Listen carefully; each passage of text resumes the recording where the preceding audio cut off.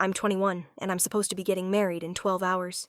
I should be panicking over my dress or triple-checking the seating chart, but instead I'm sitting on the floor of my childhood bedroom, staring at a shoebox full of photos I didn't know existed until tonight, and now I'm not sure I can go through with the wedding at all. It started after my rehearsal dinner. The night was perfect. Family, friends, laughter. My fiancé James's parents flew in from Oregon, and everyone kept telling us how we were meant to be. I believed them. I really did.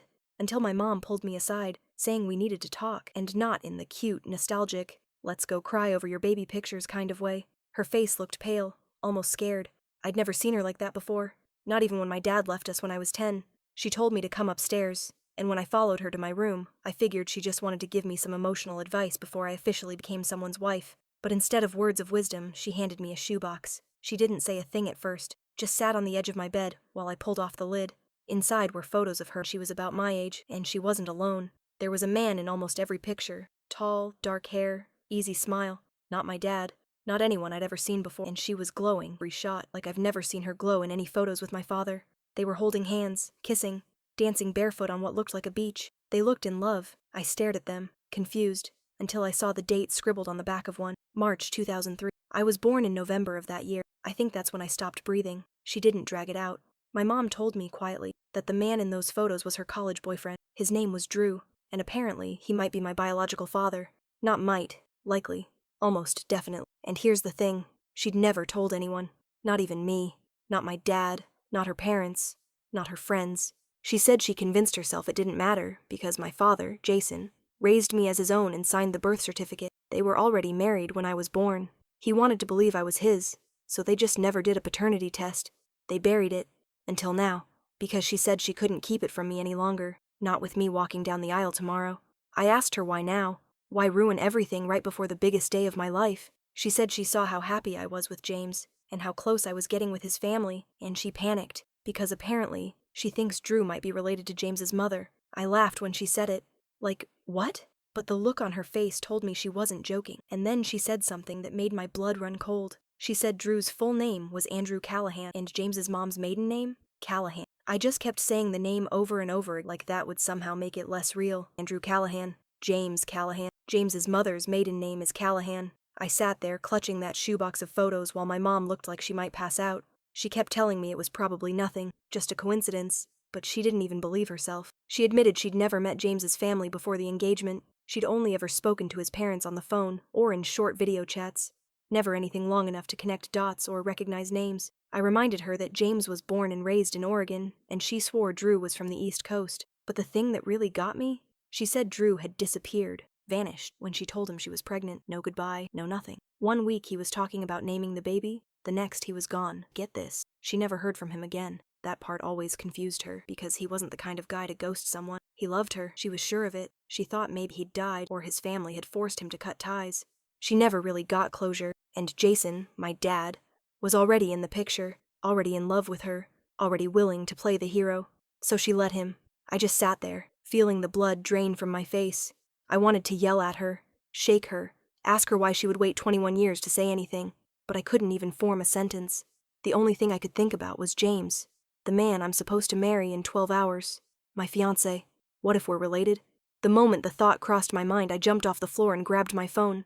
My hands were shaking so badly I could barely type. I opened James's contact, stared at it, and then didn't call?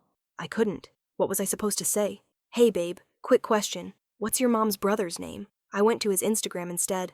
I scrolled through pictures of his family, birthday parties, holidays, that camping trip from last summer. I was searching for anything, a tag, a clue, and then I found it. A post from 4 years ago. A grainy picture of James, arms around 2 older men by a campfire. His caption read, 3 generations of Callahan men. His dad was tagged. So was someone else. Andrew J. Callahan. I clicked the profile. The bio said, traveler, artist, dog dad, Oregon-born, NYC-based. There was a black and white photo of him sitting in front of a beach bonfire. His face was older, maybe mid-40s, but it was unmistakable. The same man from my mom's shoebox. Drew. Alive. Online. Active. Public profile. And most horrifying of all, James's uncle. I dropped my phone. I don't even remember falling asleep. 1 minute I was curled up on the floor staring at Drew's Instagram, and the next, I was jolting awake to my alarm blaring wedding prep hair, makeup, photographer arrival, all of it. For a second, I forgot what had happened. I reached for my phone with that dumb half-smile people wear the morning of their wedding, still in the haze of dreams and champagne toasts from the night before. Then I saw it. His profile still open, staring back at me like a ghost that climbed out of a shoebox and onto the internet. Andrew Callahan. I hadn't imagined it. I didn't dream it. This was real. The man in my mother's college photos was alive. And not only alive, but James's uncle. I felt sick. My stomach actually flipped. My wedding was in hours, and suddenly, I didn't even know if I was allowed to marry him. Like, legally. Forget emotionally. I didn't know if this was incest. What were the odds? What were the actual chances that the man my mother had a secret child with would be the brother of my fiancé's mom? I knew what I had to do. I needed to talk to James. I couldn't go another minute pretending everything was normal when it felt like my entire life was collapsing. I called him. He didn't pick up. I tried again. Straight to voicemail. Then I remembered. It's wedding day. He was probably at the venue, or with his groomsmen, or dealing with tux rentals. I texted instead, James, I need to talk to you. Now. Not about wedding stuff. Please. 3 dots popped up, then disappeared, then popped up again, then nothing. My heart was pounding in my chest. Every second that passed felt like hours. Finally, a reply came through. Everything okay? I'm kinda running around here, lol. I stared at the message like it had physically offended me. Was everything okay? My mother had just told me I might be the niece of my fiancé, that my real dad could be his uncle, that everything I thought I knew about myself was a lie, that my entire engagement could be built on something straight out of a soap opera. So no, not everything was okay. I typed, erased, retyped. I didn't want to drop a nuclear bomb via text, but what was I supposed to do? Walk down the aisle, say I do, and hope no one comes out with a family tree during cocktail hour? Finally, I sent this. Who is your mom's brother? What's his name? Another long pause. Then, Andrew. Why? My throat closed. I didn't answer. I couldn't. Instead, I walked downstairs, still in my pajamas, and found my mom pacing the kitchen. She looked like she hadn't slept either. She opened her mouth to say something, but I held up my phone. This is him, right? I asked. She glanced at the screen, and that look on her face, I'll never forget it. Her hand flew to her mouth like she was going to be sick. She whispered, that's him. And that's when I knew. I might be marrying my cousin. I couldn't breathe. I'd read stories like this before.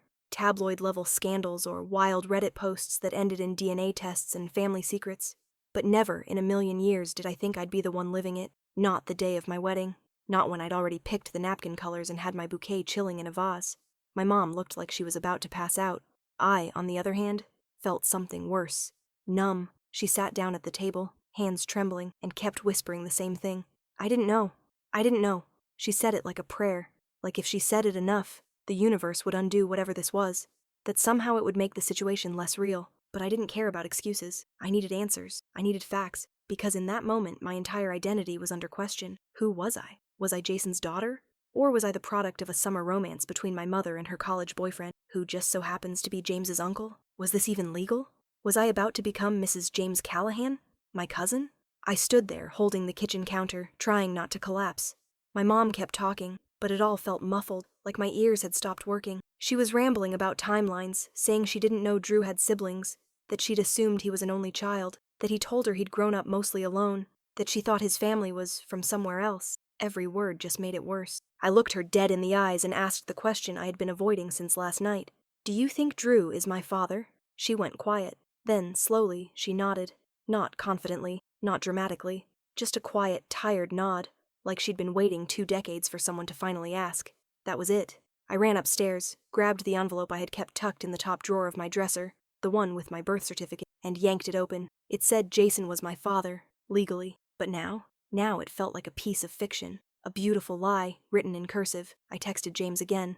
We need to talk. Now. Privately. This time he called immediately. I stepped outside. My hands were shaking so badly I almost dropped the phone. When I picked up, I didn't even say hello. I just said, James, think we might be related. There was a long pause on the other end of the line. So long I actually checked to see if the call had dropped. It hadn't. James finally spoke, but his voice didn't sound real. It sounded like he was outside. Wind blowing, maybe pacing. He said, what do you mean? I told him everything, not the slow, delicate version. I dumped it on my mom, the shoebox, Drew, the photos, the possible paternity, his uncle, all of it. My voice cracked halfway through, and I almost didn't get the words out. But once I started, I couldn't stop. He didn't enter once.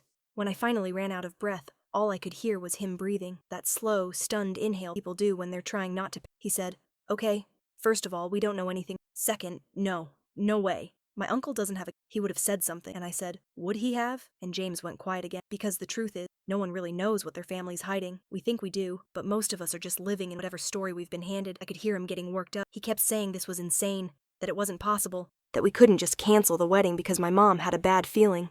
And I get it. I do. This was his wedding day, too, but I couldn't ignore the possibility. I asked him if he could meet me, alone. No family, no friends, no photographers, just us. He agreed, but I could tell he was hesitant. We decided to meet at this little park halfway between his hotel and my house. I threw on the first thing I could find, a hoodie and leggings, and snuck out the side door. When I got there, he was already sitting on one of the benches, still in his white groomsman tee from the morning photos. He looked pale, anxious, tired. I didn't sit down right away. I just stood there. We stared at each other for a long time before either of us spoke. Then he said something I didn't expect. He said, "You think you're the only one with secrets?" And suddenly it felt like the ground shifted. I asked him what he meant. He looked at me, really looked at me, and said, "I found a letter, from my mom, about Uncle Drew." My heart stopped. He said it had been tucked inside a photo album, written years ago. He never told anyone he found it. He didn't think it mattered. But in the letter, his mom talked about how Drew left someone behind when he moved back to Oregon. A girl, maybe a baby. She didn't name names, but she wrote, "I wonder if the girl ever told her daughter about him." Daughter. I sat down. I couldn't feel my legs. James looked at me and said quietly, almost like he hated saying it out loud, "I think you might be her." I think the worst part wasn't hearing it. It was watching his face while he said it. James looked like he was unraveling in real time, like every hour of excitement, every vow he'd imagined, every picture he thought we'd frame on our future walls had just slipped through his fingers. And the terrifying part? I felt the exact same way. We were both sitting there on that freezing park bench, not as a bride and groom anymore, but as two strangers who might share blood. He told me he'd found the letter about a year ago. He didn't think much of it at the time. He said it felt like some vague, poetic memory his mom had written down after too many glasses of wine. There were no names, no clues, just a single, chilling line. Sometimes I wonder if Drew's daughter knows he's still out there, if she even knows she exists because of him. He said he'd forgotten about it until now, until my message, until the word Drew came out of my mouth like a key he didn't even know he'd been holding. I sat there, arms wrapped around myself, trying not to fall apart. Every part of me wanted to deny it, to laugh, to say, "No, this isn't real. We're not those people. This doesn't happen in real life." But it does, apparently. We went quiet again, both just sitting there like we were waiting for someone to wake us up from the world's most twisted dream. Then James looked at me and asked what we were supposed to do now. I had no answer. I mean, what do you do when you find out you might be engaged to your cousin? I wanted to run, scream, vomit, but none of those things would fix it. Instead, I took a shaky breath and said, "We need to know the truth, for real. No more guessing." And he nodded. We both knew what that meant. DNA. The words felt heavy when I said them. We needed a paternity test. Not next week. Not someday. Now. And that's when James surprised me again. He said, "You're not going to like this, but I think my uncle's in town." I stared at him like he had just confessed to hiding a body. His uncle, Drew, was in town? James nodded slowly, like he already knew how bad it sounded. He told me his mom had mentioned it in passing last week, said something about Drew flying in early to help with the setup. Apparently he'd been staying with James's grandparents on the other side of town. Not at the wedding venue, not at the hotel, but here, in the same city, for days. Just walking around, existing, breathing, maybe walking past me at the grocery store. And I never knew. James had no idea what Drew looked like now. They weren't close, hadn't seen each other in years. I don't think he'd even connected the name until I said it last night. But now, everything was starting to click into place, and neither of us could unsee it. I asked him how we could get in touch with Drew. He hesitated, then told me he'd already sent a message. Last night, after our first phone call, after I dropped the Drew bomb on him, James had gone digging, through old family photos, through group texts, and finally through social media. He found the same account I did, Andrew J. Callahan, and he messaged him. Just a simple question. "Hey, random question. Did you ever know someone named Monica in college?" That's it. Just that. Drew hadn't replied. But now James checked his phone and showed me the screen. Message seen. No response. Just seen. My blood ran cold. James asked if I wanted him to call. I told him yes. Right now. I needed to hear this man's voice. I needed to know if he remembered my mom. If he even suspected the truth. If he'd ever wondered, even once, that maybe, somewhere out there, he had a daughter. James hit call. It rang once, twice, 3 times, then clicked, and a man's voice answered, calm, a little groggy. Hello? James froze. I could see the panic rising in his eyes. He looked at me, then stood up from the bench and walked a few feet away. I couldn't hear what he said at first, but I could feel it. The conversation was real. The gravity was real. I sat there, gripping the edge of the bench, heart racing like it might tear itself out of my chest. When James came back, he was pale. His hands were shaking. He looked at me and said, "He remembers her." And then, with his voice barely holding together, he added, "He said he always wondered if she had the baby." I felt like the air got sucked out of the park. There it was. Confirmation. I wasn't imagining things. My mother didn't lie. And the man I was supposed to marry today might be my cousin. I don't remember standing up. I just remember walking, fast, like I was trying to outrun the truth. James kept calling my name, but his voice sounded distant, like it was coming from underwater. I think I said something like, "I need air," which made no sense because we were already outside. But I couldn't stop moving. Every step felt like falling. Drew remembered her. He wondered if she had the baby, and she did. Me. I always thought identity was a quiet thing, something that sits in the background of your life while you worry about jobs, bills, love, birthdays. But it's not. It's the bones of everything. And when someone yanks it away, when someone cracks it in half with one sentence, it's like nothing makes sense anymore. I sat down on a curb across the street and just stared at nothing. James came and sat beside me. For a long time, we didn't speak. Finally, he said something I'll never forget. "I still love you, whatever this is. I still love you. And God, I wanted that to be enough. But how do you hold on to love when the ground it was built on might be biologically impossible?" I asked him what Drew said, really said. James explained that Drew had been caught off guard, that he got quiet when he heard my mom's name, that he admitted, yes, he was with someone named Monica his senior year, that they'd talked about kids, maybe having a family someday. Poof, she was gone. He never knew she was pregnant. Not really. He'd suspected, but she cut contact, him guessing. And then Drew said something that made my skin crawl. He said, "I always hoped I had a daughter out there. I even looked a few times, but I figured if she existed, she would have found me by now." I didn't know whether to scream or cry. James told me he didn't say anything about me yet, not officially. He wanted to talk to me first. He asked if I wanted to meet him. I didn't answer. Instead, I said, "We need proof, not memories, not stories, not maybe." Because love wasn't going to save us. DNA was. We agreed on a plan, quiet, quick, and private. We wouldn't tell our families yet. We wouldn't cancel the wedding yet. We'd get a rush paternity test. There were labs in town that did them in 48 hours. We just needed Drew's cooperation. James offered to ask him directly, and for the first time in hours, I felt something close to hope, until my phone buzzed. A text from my cousin, my mom's side. "Hey, why is your wedding hashtag trending on Twitter?" My stomach dropped. I clicked the link she sent, and there it was. A screenshot, a photo from the night before, of me, James, and my mom, taken at our rehearsal dinner. Someone had zoomed in on Drew, blurry in the background, standing just inside the restaurant. The caption read, "Y'all, is the groom's uncle the bride's dad?" My vision blurred. The internet knew. And suddenly, this wasn't just a secret, it was a story. I don't know how long I stared at that post.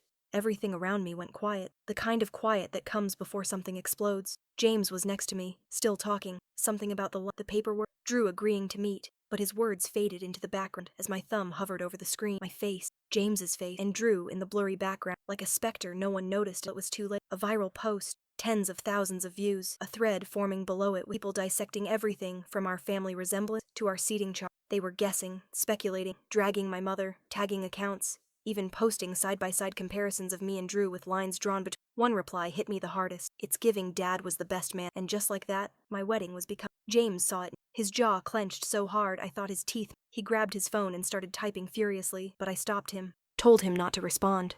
Not yet. Because this was no longer about just us.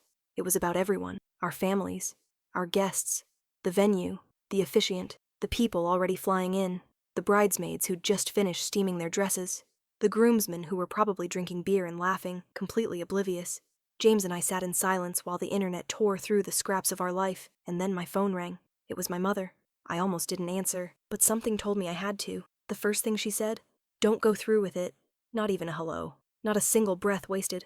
I asked her if she saw the post. She said yes. She said Drew had already called her, and then she told me something I didn't expect. He wasn't angry. He was crying. He wanted to meet me. Right now. Not after DNA. Not after the drama. Now. I didn't know what to say. I looked at James, who had been listening to my side of the conversation, and he nodded. We agreed. We would meet him, but not alone. Not as a bride and groom, not even as a couple. Just two people who needed the truth. We met Drew in a quiet corner of a botanical garden, tucked behind the city museum. No cameras, no family, no guests.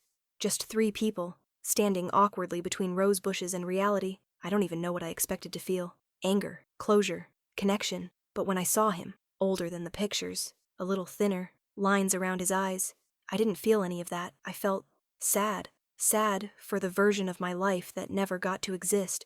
Drew didn't look at me like a stranger. He looked at me like someone who already knew. His voice was calm, but I could hear it cracking at the edges. He apologized, over and over again, for leaving, for not knowing, for not looking harder. He said he thought my mom had changed her mind, that she didn't want him involved, that it was her choice. Maybe it was. Maybe it wasn't. I didn't have the energy to rewrite 21 years of silence in one afternoon. What I needed was the truth. And to his credit, Drew didn't dance around it. He said the timeline matched. He said he had no other children, that he'd never married, that something had always felt unfinished. And then he pulled something from his pocket, a folded letter. He said he'd written it months ago after seeing a photo of me tagged in James's engagement post. At the time, he just felt a strange pull, like recognition, but distant. He didn't know why, didn't know what it meant. But he wrote the letter anyway. It was addressed to the daughter I might never meet. I didn't open it. Not yet. James asked if he'd take a paternity test. Drew didn't hesitate. He agreed on the spot. We'd already contacted a private lab, and within the hour, a courier came to collect samples. No questions, no drama. Just quiet, sterile swabs and papers to sign. When it was over, Drew asked if he could hug me. I froze, then nodded. And in that one awkward, broken embrace, I felt something shift. Not healing, not wholeness. Just space. Like a room in my heart had finally been unlocked, even if I wasn't ready to go inside yet. James and I didn't go back to the venue. We didn't go home either. We drove around for hours with no destination, hands barely brushing on the center console, both of us silent. Around 6 p.m., the exact time our ceremony was supposed to start, I turned off my phone. No more posts, no more questions, no more hashtags, just silence. 2 days later, the lab emailed the results. I stared at the subject line for a full 10 minutes before I clicked. And then, finally, the answer. Drew is my biological father. The world didn't spin. The sky didn't fall. It just confirmed what we already knew deep down. James and I sat across from each other at my kitchen table and stared at the screen. He whispered, "So, we're related." I nodded. Then, after a long silence, he asked the only question that mattered. What now? And that was the moment I finally cried. Because I didn't know. We weren't first cousins. Technically, we were first cousins once removed. It wasn't illegal in our state. There were couples who made it work. Some might even argue it wasn't a big deal. But it felt like a big deal. It felt like everything we built had been laced with something rotten at the root. We didn't break up right away. We didn't throw rings or burn photos. There wasn't some dramatic ending. We just paused. We took space. We grieved what could have been. And after a month, we had our last conversation. No screaming. No bitterness. Just the quiet understanding that some loves aren't meant to survive the truth. That sometimes the universe puts you in someone's path, not to love them forever, but to unlock the pieces of yourself that had been missing. James will always be the person who taught me how to trust love. But now, I'm learning how to trust myself. The wedding didn't happen, but maybe the truth was the ceremony I needed all along. And somewhere in my drawer, still unopened, is Drew's letter. I'm not ready for it yet, but someday, I will be. Update, 3 months later. I've started therapy. James moved out of state. We still talk sometimes, just light stuff. My mom and I, we're rebuilding. Slowly, carefully. And Drew, we meet for lunch once a week. No pressure, no big emotions. Just time. Real time. I don't know if this story has a happy ending, but for the first time in my life, I think it's finally